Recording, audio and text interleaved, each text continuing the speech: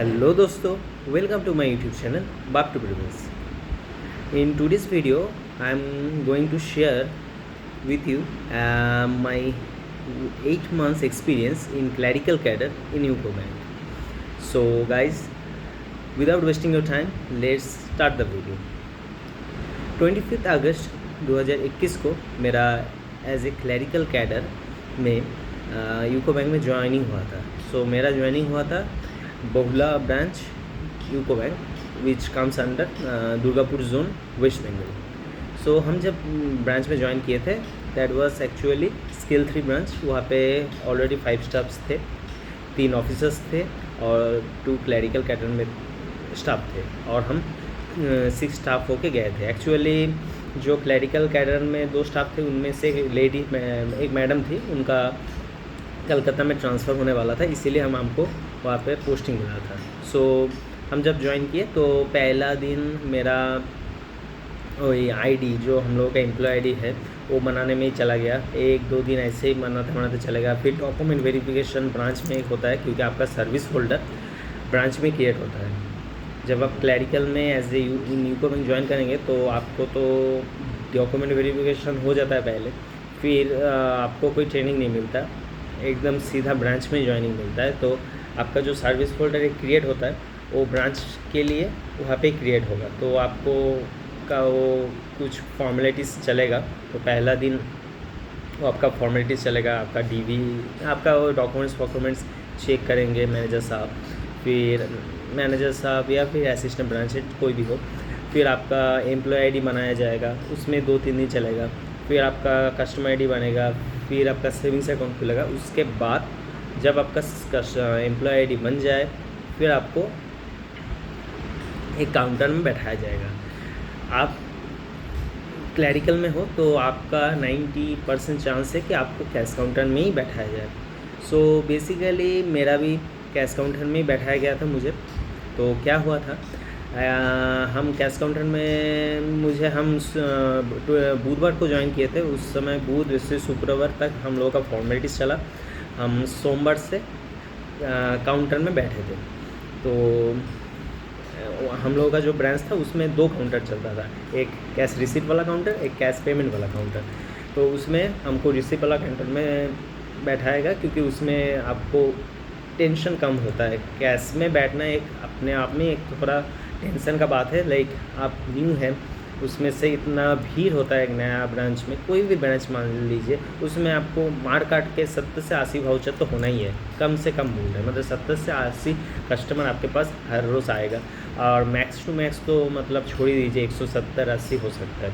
तो हम लोगों का क्योंकि 2 काउंटर चलता था, उसमें हम लोगों का थोड़ा प्रेशर कम होता था. लाइक रिसिप्ट हम करते थे और एक स्टाफ था वो पेमेंट करता था. तो रिसिप्ट के समय पहले रिसिप्ट करते थे. पहले दिन तो बहुत दिक्कत हो रहा है. लाइक कैश काउंटर में जो कैश काउंटिंग मशीन है उसमें जो छोटा सा एक मशीन रहता है उसमें 500 का नोट डाल रहे हैं, नोट अटक जा रहा है.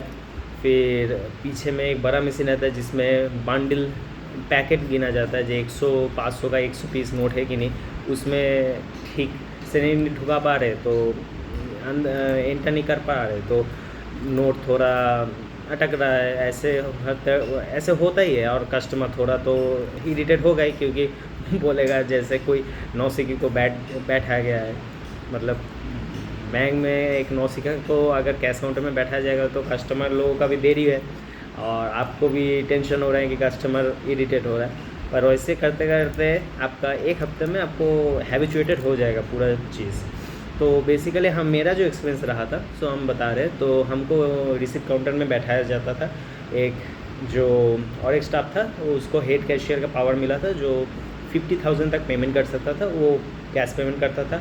और एक स्केल 1 ऑफिसर थे, वो फ्लोर में थे. और एक मैडम थी जो स्केल 2 ABH मैडम थी, वो भी फ्लोर में बैठते थे. और स्केल 3 सर थे जो हम लोगों का मैनेजर साहब थे, वो केबिन में बैठते थे. तो एक्चुअली फ्लोर में जितना काम था, फ्लोर का कस्टमर के साथ जो डीलिंग्स रहता था, तो बेसिकली स्केल 2 मैडम और स्केल 1 ऑफिसर करते थे और हम लोग कैश काउंटर संभालते थे. पर स्केल 1 जो कस्टमर के साथ डीलिंग्स करके जो अपना डेली बेसिस का काम रहता है, जैसे कस्टमर का मोबाइल नंबर चेंज हो या फिर कस्टमर का सेविंग्स अकाउंट खोलना हो, लाइक कस्टमर आईडी बनाना हो, या फिर करेंट अकाउंट में कस्टमर आईडी बनाना हो, या फिर एनईएफटी आरटीजीएस करना हो, या फिर किसी का एड्रेस चेंज करना हो, या फिर डीडी बनाना हो, या फिर एफडी बनाना हो, या फिर आरडी बनाना हो, तो वो सब जमा करते थे, फिर हम लोगों को आके देते थे। तो बेसिकली रिसिप्ट में आपको अगर रिसिप्ट में आप बैठे होंगे तो आपको ही काम दिया जाएगा। पेमेंट में माना जाता है कि पेमेंट एक थोड़ा नहीं, एक प्रेशराइजिंग जॉब है। लाइक आप पेमेंट करते समय आपको थोड़ा ज़्यादा ही कॉशियस रहना पड़ता है, लाइक ज़्यादा आपसे नोट ना चला जाए। तो इसलिए जो कैश रिसीव करता है उसको भी ज़्यादातर आपको फ्लोर का काम दिया जाता है।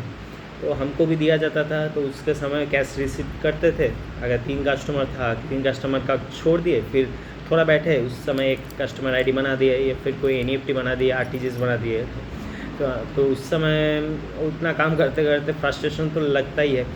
और उस समय देख रहे हैं कि जो कैशियर था पेमेंट वाला, वो तो मतलब कभी कैश पेमेंट कर रहा है, फिर जब कस्टमर है नहीं, बैठा हुआ है, और उसको काम देने जाओ तो वो बोलता है कि जो कस्टमर का सिग्नेचर कार्ड है वो वेरीफाई करेंगे। फिर भी वो नो डाउट हेल्पफुल था। सो ब्रांच में स्टाफ पहले वो ब्रांच में था एक्चुअली 9 स्टाफ था, वो घटते 5 स्टाफ में हो गया। तो हम लोगों का जो था उसमें भी प्रेशर बहुत था। और एक्चुअली जो ब्रांच था वो एक बाज़ार एरिया ब्रांच था, तो कैश में रश बहुत आता था, लाइक रिसिप्ट भी बहुत होता था, पेमेंट भी बहुत होता था। अब क्या होता है, तो जब वो कैशियर छुट्टी में रहता था तो हमको ही एक काउंटर चलता है, लाइक रिसिप्ट पेमेंट दोनों ही करते हैं। उस समय रिसिप्ट भी हम करते हैं, पेमेंट भी हम करते हैं। अगर उसी वक्त हम लोग एनईएफटी कर रहे हैं, आरटीजीएस कर रहे हैं, फिर सेविंग्स अकाउंट कर रहे हैं।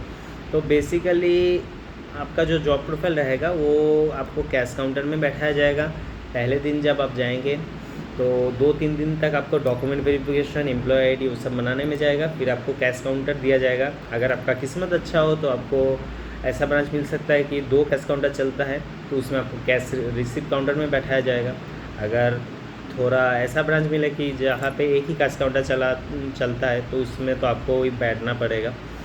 पहला 1 हफ्ता 2 हफ्ता तो प्रॉब्लम लगेगा, लाइक कैश अटक जाएगा, आपका हाथ में उतना स्पीड नहीं रहेगा, सिस्टम नहीं जानते होंगे आप इतना अच्छे से। सो कस्टमर थोड़ा इरिटेट होंगे, कस्टमर का ऐसा आपका थोड़ा फेशियल एक्सप्रेशन देखेंगे तो वो आपका हैबिचुएटेड हो जाएंगे। लाइक 1-2 हफ्ते के बाद आपका हाथ में भी स्पीड आ जाएगा, कॉन्फिडेंस बनेगा, फिर होता रहता है। सो दैट्स बेसिकली हम लोगों का एक क्लैरिकल जो स्टाफ रहता है उनका प्रेशराइजिंग रहता है मोमेंट, क्योंकि कैश काउंटर में ऑल थ्रू द डे आपका रश रहता है।